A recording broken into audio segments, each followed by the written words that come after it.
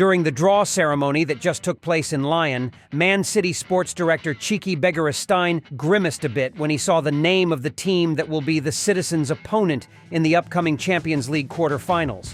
But really, what did Txiki see that made him feel so unhappy?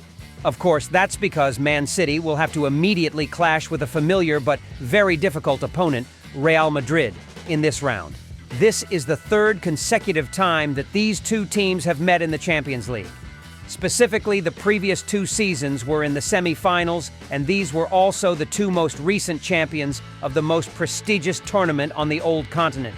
So this will definitely be like an early final that will take place right in the quarterfinals. However, for both Man City and Real Madrid, this is also a fateful and meaningful match. Since the 21st century until now, the King of the Champions League has been the first and only team to defend its throne in this tournament. Of course, they will not want to let a new force like Man City achieve the same achievement. Although knowing that there are still many other strong opponents waiting for the winning team in the semi-finals or finals for Manchester City, it seems that only Real Madrid is the biggest challenge that needs to be overcome. If they can smash this rock, Pep and his students' path to the title will become much smoother. On the opposite side, Los Blancos also understood that their mission was to stop Pep Guardiola's army right here to preserve the King's uniqueness, as well as to return last year's debt after a 0-4 defeat.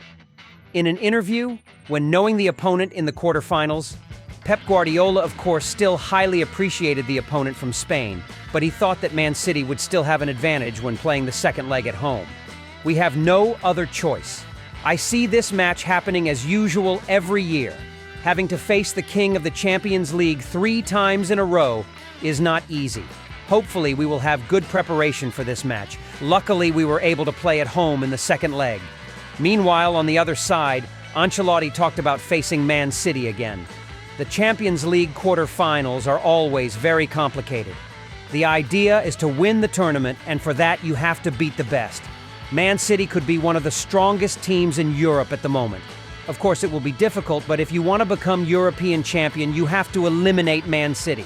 It can be seen that the two strategists are not very happy to have to meet the other team so early because both are the strongest candidates for the championship. But they also made no secret of their desire to win because they all clearly understood the meaning of this. Going through the world's leading sports newspapers, you can see many comments about Man City being a slightly more appreciated team in this match. Man City maintained their winning record in the first round by getting all 18 points after 6 matches. They scored 18 goals and conceded 7 goals.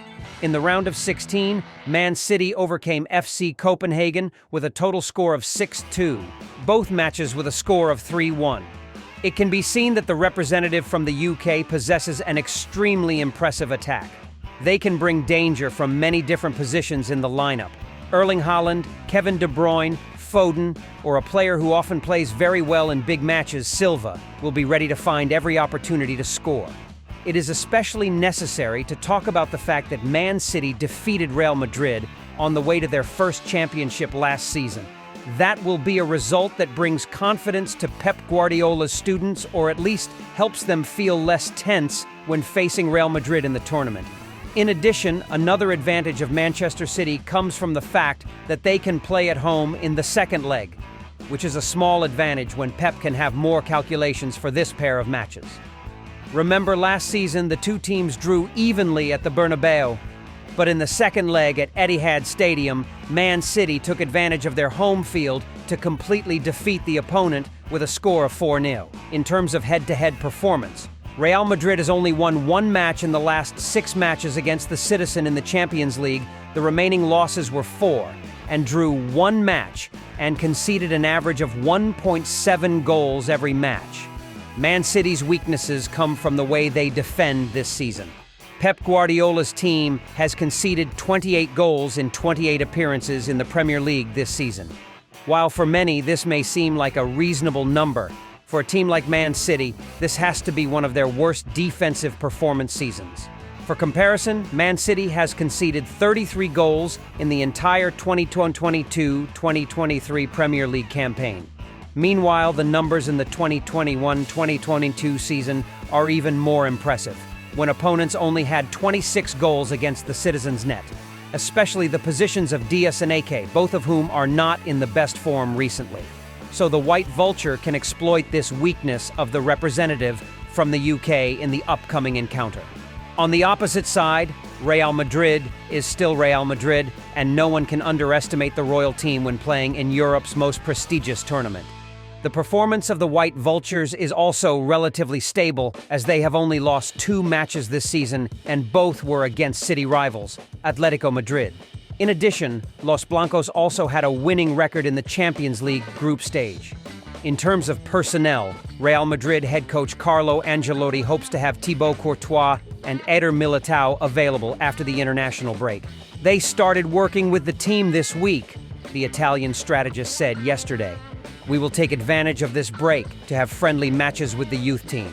I think they will be ready for the match on the 31st against Athletic Bilbao.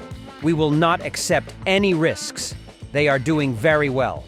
That means Courtois and Militao will likely be present in the upcoming Champions League quarter-finals. The return of this duo will be a good sign. Regarding the royal team's defense, they are not really good this season because too many pillars are injured. Currently, Real Madrid will have to rely heavily on the shining ability of Jude Bellingham and Vinicius to defeat Man City. As for defense, the team from Madrid must play really focused and solid because this is the key to being able to stop Pep Guardiola's army. In addition, The Athletic commented, Toni Kroos is having a great season. If he can control the game and activate Madrid's fast wingers and create chances for Bellingham, then maybe they can make this game more exciting. And Chevalo Herrero put his faith in Erling Haaland. Haaland will be the player who can decide the outcome. I think it might be his stage. They say big matches are for big stars, and this could be the match that sees the Norwegian striker reach the top. Real Madrid's mission will be to try to win this round. Firstly, because of their goal of conquering the championship this year. In addition, it also means blocking Man City's opportunity to repeat their achievements. However, it is still too early to draw any conclusions about this fateful match. Even when the ball is rolled or the match only has a few minutes left, every opportunity is still there for both. The king of the Champions League and the current champion of European football will promise to bring fans a very exciting and dramatic match. This highly anticipated quarterfinal pair will take place in early April. The first leg at the Bernabeu will take place on April 10th or 11th. The second leg at the Etihad will take place on April 17 or 18. The winner will face either Arsenal or Bayern Munich in the semi-finals. And let's wait and see whether Real Madrid can stop the Blue Shirt Army or Pep Guardiola and his students can once again finish off the king to advance to the throne this season.